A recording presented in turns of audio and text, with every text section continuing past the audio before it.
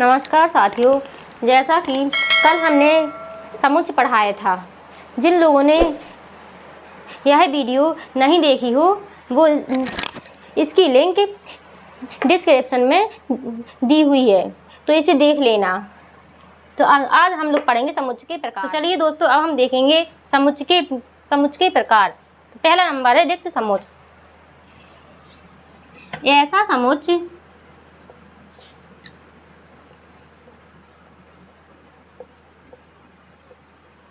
ऐसा समुच्चय जिसमें कोई अवयव ना हो। तो दोस्तों समझिए आप लोग, ऐसा समूह जिसमें कोई अवयव ना हो उसे रिक्त समुच्चय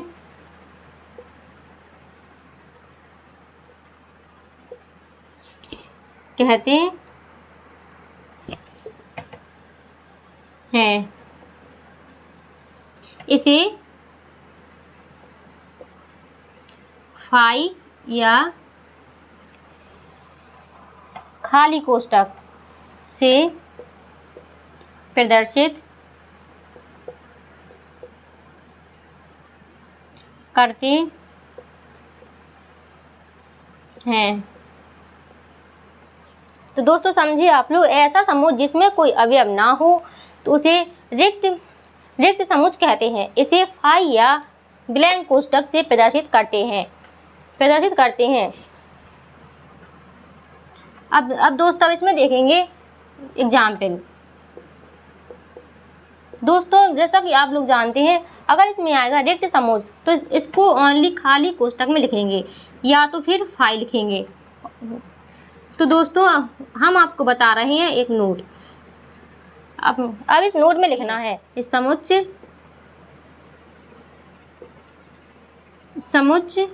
जीरो या समुच्चय फाई हो तो इसे एकल समुच्चय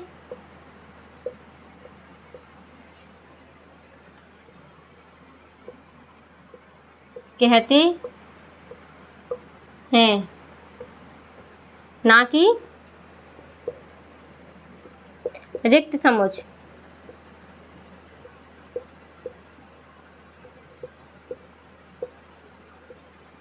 ठीक है दोस्तों, समझिए।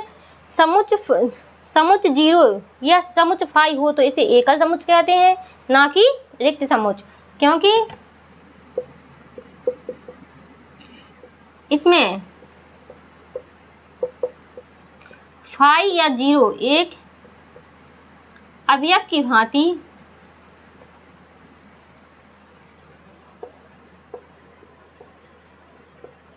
कार्य कर रहा है।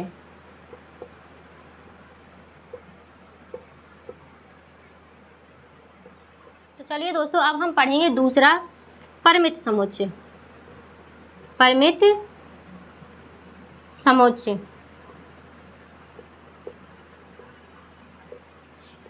फाइनाइट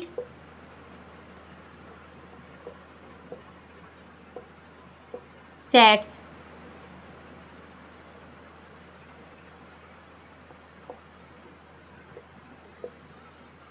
तो चलिए दोस्तों देखते हैं परिमित समुच्चय क्या होता है। यदि किसी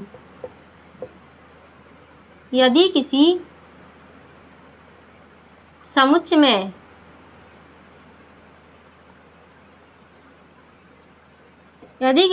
में अवयवों की संख्या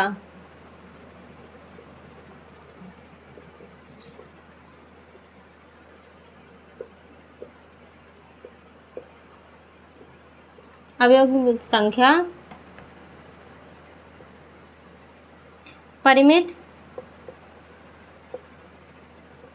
या सीमित हो, उसे परिमित समुच्चय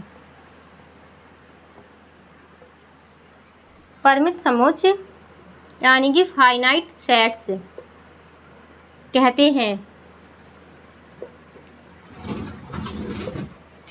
दोस्तों, यदि किसी समुच्चय में अवयवों की संख्या परिमित या सीमित हो उसे परिमित समुच्चय कहते हैं।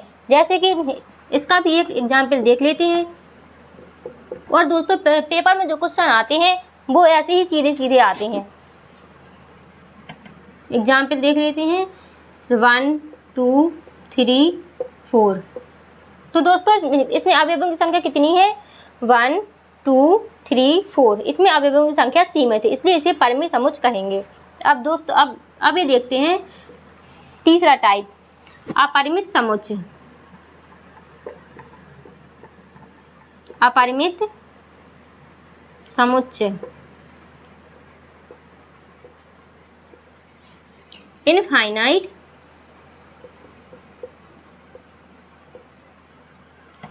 सेट्स।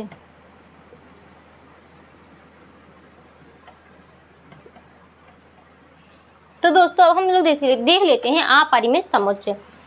यदि किसी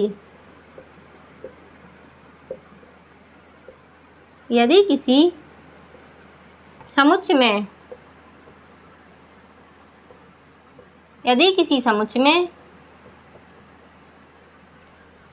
अवयवों की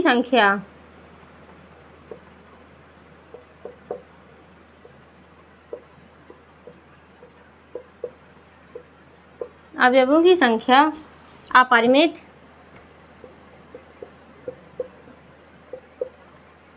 या असीमित यानी कि इनफाइनाइट असीमित हो उसे अपरिमित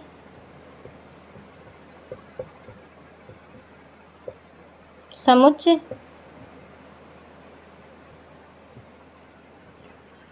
कहते हैं।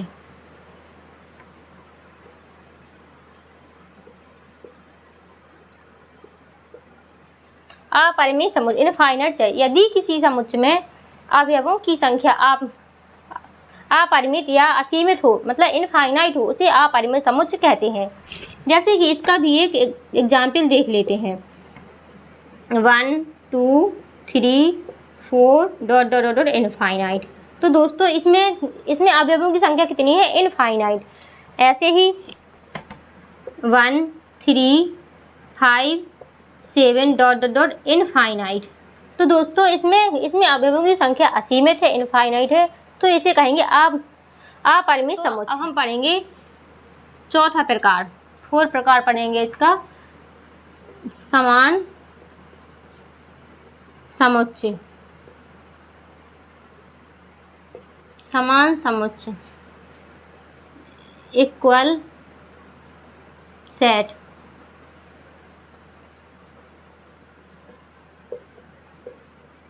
Equal set. तो अब इसमें देखेंगे, यदि किसी समुच्चय में यदि समुच्चय में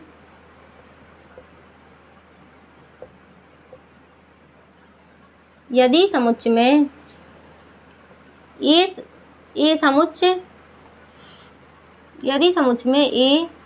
समुच्चय तथा बी समुच्चय,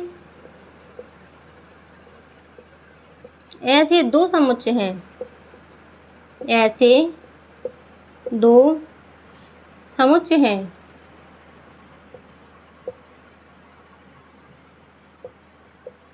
जिनमें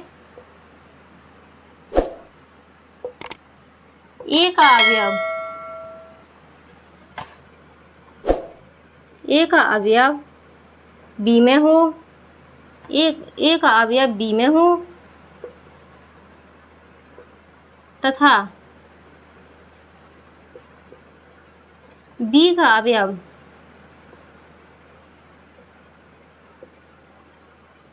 ए में हो, तो ए समुच्चय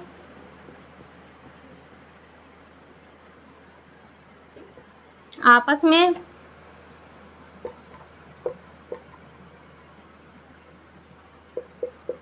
समान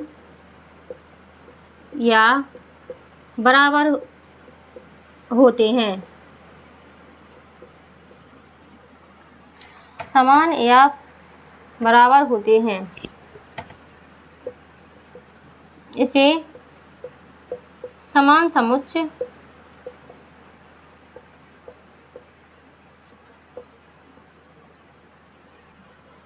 कहते हैं।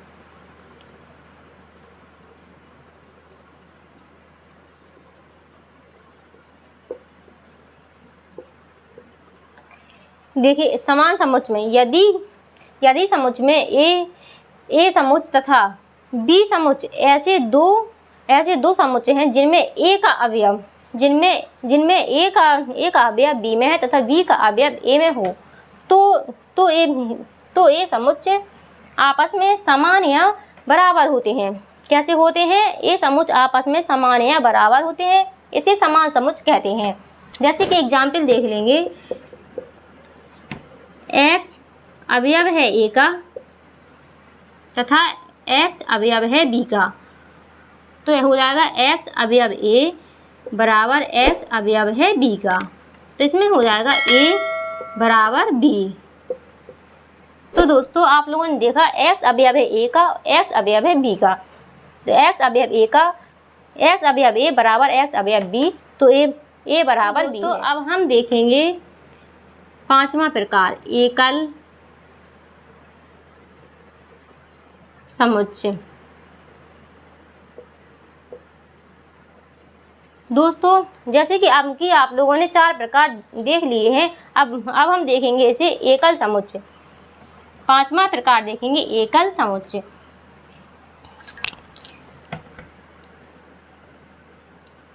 यदि समुच्चय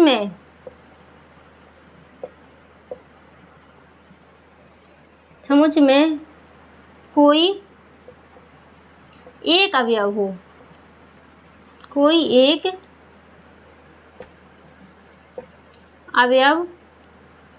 हो, तो उसे एकल समुच्चय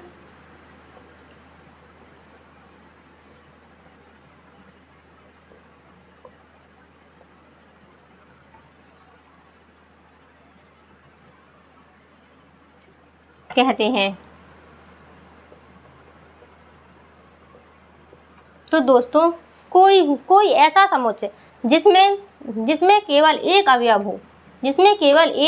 हो, उसे एकल समुच्चय कहते हैं। जैसे कि एग्जाम्पल देख लेते हैं, a बराबर 2 है, a बराबर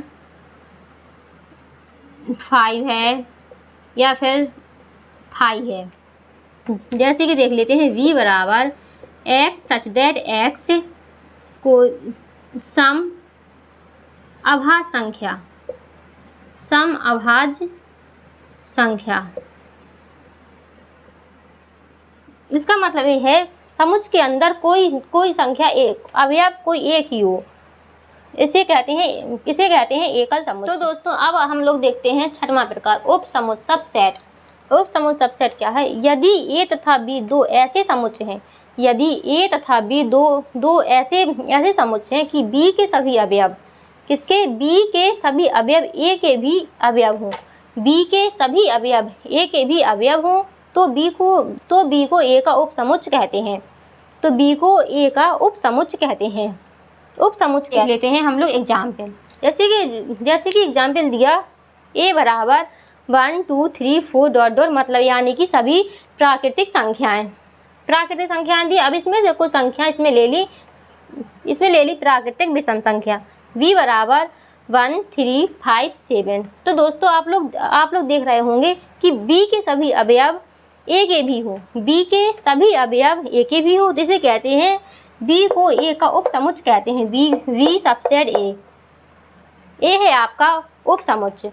अब हम पढ़ेंगे अगला 7वां। तो जैसे कि अब हम देखते हैं 7वां प्रकार, उचित उप समुच्चय। क्या देखते हैं साथियों? उचित उप समुच्चय, प्रॉपर सबसेट। इसमें देखते हैं,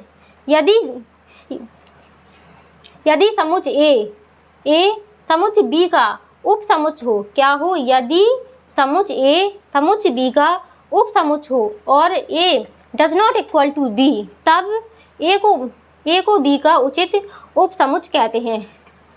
क्या कहते हैं दोस्तों? तब ए को बी का उचित उप समुच्चय कहते हैं। इसे ए प्रॉपर सबसेट बी से प्रदर्शित करते हैं।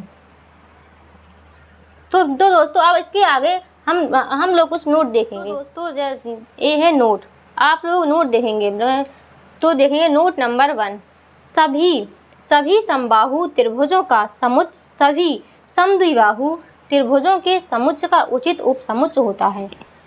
समझे? सभी समबाहु त्रिभुजों का समुच्चय, कौन से समबाहु त्रिभुजों का समुच्चय? सभी समद्विबाहु त्रिभुजों के समुच्चय का उचित उपसमुच्चय होता है।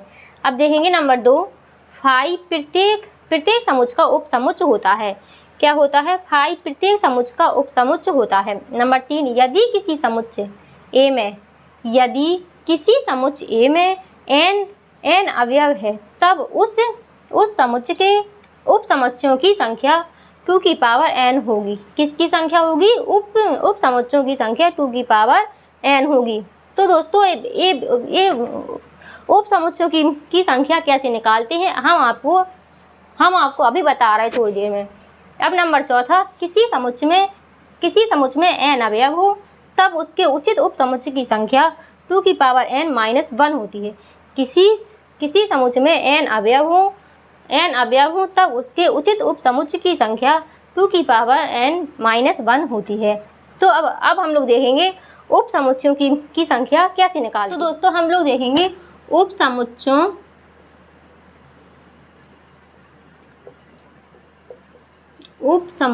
की संख्या कैसे निकालते हैं।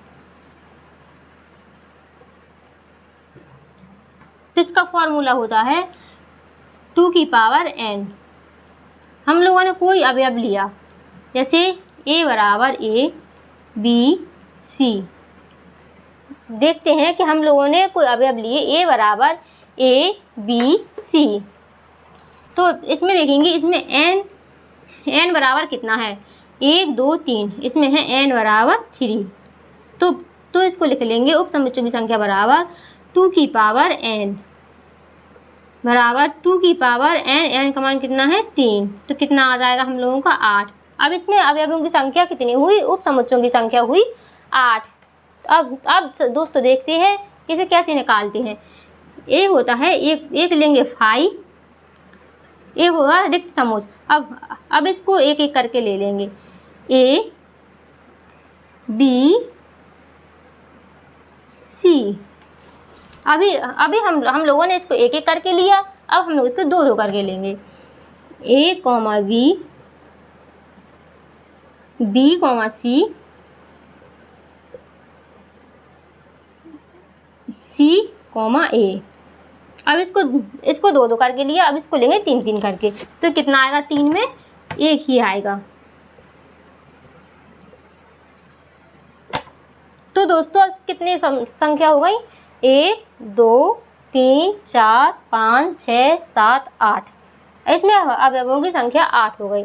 तो दोस्तों आपकी आज क्लास समाप्त होती है। अगर जिसको किसी को वीडियो पसंद आए तो वो वीडियो को लाइक करें, चैनल को सब्सक्राइब करें। धन्यवाद।